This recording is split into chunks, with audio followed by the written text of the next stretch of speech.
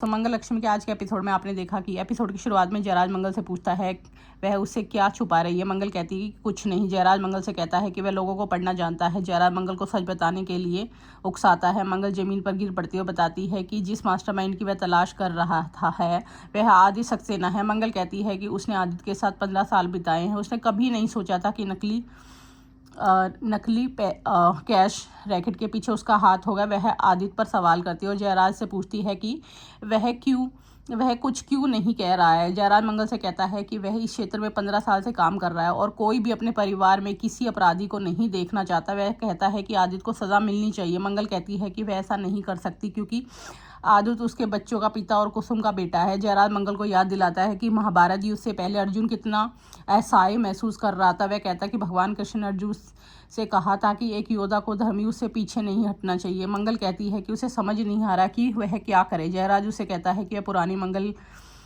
की तरह व्यवहार ना करे और आदित्य का विश्वास जीते। जयराज मंगल से पूछता है उसे कैसे पता चला कि आदित्य नकली नोटों के रैकेट का मास्टरमाइंड है। मंगल कहती कि उसने आदित्य को किसी से फ़ोन पर बात करते हुए सुना था। मंगल बताती है कि उसने आदित्य की घड़ी में एक माइक्रोचिप लगा दी थी। दृश्य में दिखाया जाता है कि मंगल एक कमरे में जाती है और माइक्रोचिप की मदद से आदित्य को अपने गुंडों से जल्द से जल्द नकली नोट बांटने का आदेश देते हुए सुन लेती है। आदित्य यह भी कहता है कि शर्मा एक बड़ा मार्केटिंग हेड है और अगर वह चाहते हैं कि वे आदित्य के गिरोह को फिर से चुने तो उन्हें सौदा पूरा करना होगा। यह सुनकर जयराज मंगल से कहता है कि उसने गलती की है। वह समझाता है कि अगर आदित्य को अपनी घड़ी में लगे ट्रैकर के बारे में पता चल गया तो वह सतर्क हो जाएगा और उसका पूरा गिरोह भाग जाएगा। जयराज मंगल से कहता है कि उसे माइक्रोचिप वापस लाना होगा। मंगल आदित्य को घर लौटते हुए देखती है। आदित्य पूछता है कि वह उसे क्यों नहीं देख रही है।